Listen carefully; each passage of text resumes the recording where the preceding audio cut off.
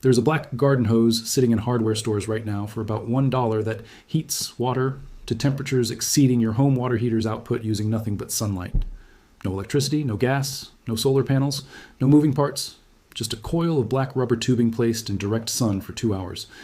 A University of Arizona study measuring water temperatures inside black polyethylene tubing exposed to desert sunlight recorded peak readings of 152 degrees Fahrenheit with no reflectors, no insulation, and no mechanical components involved at any point.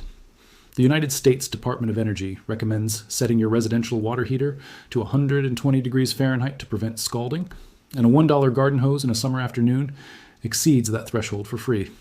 The average American family spends between $400 and $600 every year heating water. Over 10 years, that is up to $6,000 flowing to gas utilities and electric companies for a function that sunlight has been performing on dark surfaces for free since before recorded history. The water heater industry generates over $28 billion annually, and this knowledge has been available in patent archives and physics textbooks the entire time. Stay right here, because this video is going to change how you think about one of your largest recurring home energy expenses. Welcome to Everyday Secrets Formula. This is where we find practical knowledge that genuinely works, trace it back to where it came from, explain the science clearly, and follow the money to understand why something this useful and this simple never made it into mainstream home improvement conversation. If you are new here, hit subscribe and like this video while you're watching. What we cover on this channel every week is the kind of information that changes decisions, not just one afternoon. Now let us talk about hot water, where your money goes every month, and the physics behind why it does not have to. To understand why a black hose in sunlight works as well as it does, you have to understand a basic principle of thermal physics that every ancient civilization on Earth discovered independently without any formal scientific framework to explain it. Dark surfaces absorb solar radiation across the visible and infrared spectrum and convert it into thermal energy. Light surfaces reflect most of that radiation back. A black surface in direct sunlight reaches temperatures far exceeding the surrounding air temperature because it is capturing energy from the sun and retaining it rather than reflecting it away. Water running through or sitting inside a dark container in direct sunlight absorbs that thermal energy from the container walls and heats accordingly. The relationship between surface color, solar absorption, and thermal output is not complicated chemistry. It is basic physics that has been observable by direct experiment for as long as humans have had containers and sunlight, which is to say as long as humans have existed. The historical record of this principle in practical use stretches across every civilization that had access to running water and dark materials. Roman bathhouses routed lead pipes deliberately across sun-exposed dark stone terraces before the water reached the furnaces beneath the bath complex, using solar preheating to reduce the fuel load required to bring water to bathing temperature. Persian engineers designed passive solar channels carved into dark stone that delivered warm water to entire villages without lighting any fuel source. Ancient Egyptians had servants fill shallow, dark clay basins each morning, and by evening the desert sun had heated that water sufficiently for bathing. Japanese communities were heating communal baths using wooden barrels painted dark and placed in open courtyards since the 1700s. Every civilization across every continent that worked with water and had access to sunlight arrived at the same practical conclusion through direct observation. Dark surface plus sunlight produces hot water. The physics have not changed once in 2,000 years of documented use. The story of when this principle was formalized into a commercial product in America brings us to 1891 and a tinsmith in Baltimore named Clarence Kemp. Kemp was not an academic or an engineer working for a utility company. He was a craftsman who shaped metal containers and fixed gutters for a living, and he understood from his work with materials how different surfaces behaved in sunlight. He built a metal tank, painted it black, placed it inside a wooden box with a glass lid to trap heat, filled it with cold water before sunrise, and measured the output temperature in the early afternoon. The water was hot enough to cause burns on contact. He called his invention the Climax Solar Water Heater and began selling it door to door across the American South and into Southern California. By 1900, more than 1,600 Climax units were installed in homes across Southern California alone, heating all household water for entire neighborhoods without a single payment to any gas company. Families took hot baths, washed dishes, and did laundry using water the sun heated for free every day of the year. The gas companies looked at their revenue projections and understood immediately that this represented an existential threat to their business model if it spread further. The response from the energy and plumbing industries was not a direct technical argument because there was no technical argument available. The physics worked, the product worked, the customer satisfaction was high. The response instead was regulatory and cultural. Natural gas companies began lobbying state governments across America to rewrite residential plumbing codes in ways that reclassified passive solar water heating as non-standard. That single word, non-standard, carried enormous practical weight because no licensed plumber in the country could legally install a system classified as non-standard without risking their professional certification and their livelihood. Utility companies funded public messaging campaigns telling homeowners that solar heating was primitive, unreliable, and inconsistent with the standards of a modern American household. Plumbing trade associations removed all references to solar thermal heating from their professional training manuals, and within a generation, the knowledge had effectively disappeared from the licensed trades.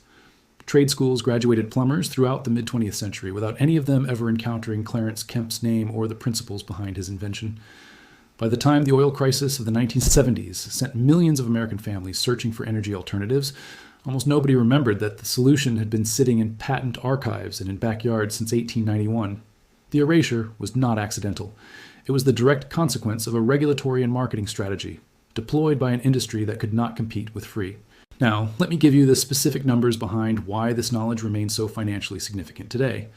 A standard 50-foot black garden hose with a 3/4-inch diameter holds approximately 1.3 gallons of water. When coiled on a dark surface in direct sunlight for 2 hours on a summer day, that water reaches between 120 and 140 degrees Fahrenheit. That range sits at or above the factory-set output temperature of most residential water heaters in America. A 2019 study from the University of Arizona measured water temperatures inside black polyethylene tubing under direct desert sun exposure, and it recorded peak readings of 152 degrees Fahrenheit. The researchers noted that this thermal output required no reflectors, no insulation, and no mechanical components of any kind, just black tubing in sunlight. If you want to significantly increase the output temperature and volume, you scale the system. A 100-foot black hose holds over 2 gallons. 2 coils running in series on a south-facing dark surface on a July afternoon in most of the continental United States will produce shower temperature water continuously for as long as you keep the input flowing. The cost of the system is between $1 and $8 depending on what you already own. The cost of operating it every day during the warm season is $0. The water heater manufacturing industry in the United States generates over $28 billion annually from the hardware alone. When you add utility costs for gas and electricity used to heat residential water, plumber service fees, annual maintenance contracts, and the replacement cycle when water heaters fail, the total ecosystem built around heating household water exceeds $60 billion per year. That entire system depends on a single sustained consumer belief. That getting hot water requires their product, their infrastructure, and their monthly billing cycle. The moment a homeowner understands that a black hose in sunlight produces the same output for free, they exit that system for every warm season month for the rest of the time they live in that house. You cannot patent the concept of sunlight heating a dark surface because the concept has existed for 2,000 years, and the physics are not anyone's intellectual property. You cannot build a subscription model around a coil of rubber tubing that has no moving parts, no filter to replace, no electronics to fail, and no service requirement of any kind. The math of why this had to be removed from public awareness is not complicated. Here is precisely how to build this system yourself, starting this weekend using materials available at any hardware store for under $10 total. The first step is acquiring the right hose. You want a standard 50-foot black garden hose with a 3/4-inch diameter. The cheapest option on the shelf works perfectly because the performance depends entirely on the color and the diameter, not on any other quality characteristic. If the only hose available is green or another color, either wrap it in black electrical tape or give it 2 passes with flat black spray paint, the kind available for about $2 a can. Black electrical tape works immediately. Painted hose should cure for about 24 hours before use. The goal is maximum solar absorption across the entire surface of the tubing, and flat black achieves that better than any other color or finish. The second step is selecting your placement surface. A south-facing section of your roof is the optimal location because it faces the sun most directly throughout the day and is elevated above anything that might cast shade. If roof access is not practical, a south-facing concrete patio, a sheet of plywood painted flat black, or even bare dark asphalt will all work effectively. What you want to avoid is placing the coil on a surface that receives significant shade during the peak sun hours between 10 in the morning and 3 in the afternoon. The coil should be laid out as a flat spiral rather than a loose pile, because a flat configuration maximizes the surface area exposed to direct sunlight at any given moment. The third step is elevation, and this is the detail that determines whether you need any pump or any electrical component at all. If you position the coil at least 3 feet above the point where you want the hot water to exit, gravity moves the water for you through the output line. This is the same principle Roman aqueduct engineers relied on, and it requires nothing beyond correct positioning. No pump means no electricity, no electrical connection, no operating cost, and nothing that can break down or require servicing. 3 feet of elevation is easily achievable on a rooftop placement or by mounting the coil on a simple raised platform made from lumber scraps. The 4th step is the connection. The input end of the hose connects to your outdoor spigot or to a rain barrel using a standard garden hose connector, which you almost certainly already have. The output end connects to wherever you want the hot water delivered.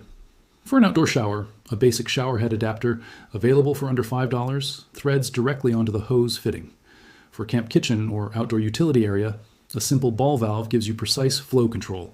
For integration into a cabin or off-grid structure, the output can run through the wall and connect to a standard fixture using a hose-to-pipe adapter. None of these connections require professional installation or any tools beyond a pair of hands and the ability to thread fittings together. The 5th step is simply waiting. On a sunny day between May and September anywhere in the continental United States, 2 hours of direct sun exposure produces water in the 120 to 140 degree range at the output. The system reaches useful temperature faster in July and August and more slowly in April and September, but throughout the core of the warm season in essentially every part of the country, the output temperature is fully comparable to what your residential water heater delivers through your indoor taps. I want to be honest with you about where the limitations of the system are, because accurate information about practical constraints is more useful than an oversimplified claim. The system performs at its best during the warm months in sunny climates. In northern states, during December, January, and February, the solar input is insufficient to reach shower temperature consistently, and this method alone will not replace a conventional water heater through a northern winter. The practical framing that actually matters is this. Even in moderate climates with significant cloud cover, this system can eliminate 60 to 80% of your annual water heating costs by handling all warm season demand entirely for free. On the $600 per year average, that is $350 to $450 back in your household budget from a system that cost you $8 to build. Over 10 years, that is between $3,500 and $4,500 in savings from a one-time expenditure of less than the price of 2 cups of coffee. For anyone using this system for camping, overlanding, van life, or off-grid living in any climate where the sun is reliably available, the application is even more straightforward. Unlimited hot water anywhere sunlight reaches, from equipment that fits in the back of any vehicle. Drop a comment below and tell me whether you are thinking about this for your home, for camping and outdoor use, or both.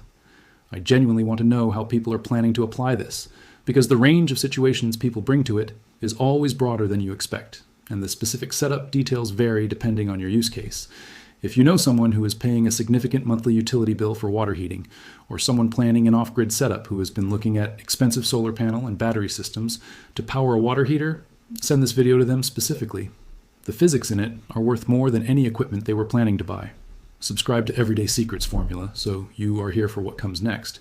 Because the pattern this video follows, practical knowledge that works displaced by an expensive dependency, shows up in more corners of everyday life than most people have ever taken the time to examine. And we're not done pulling it into the open.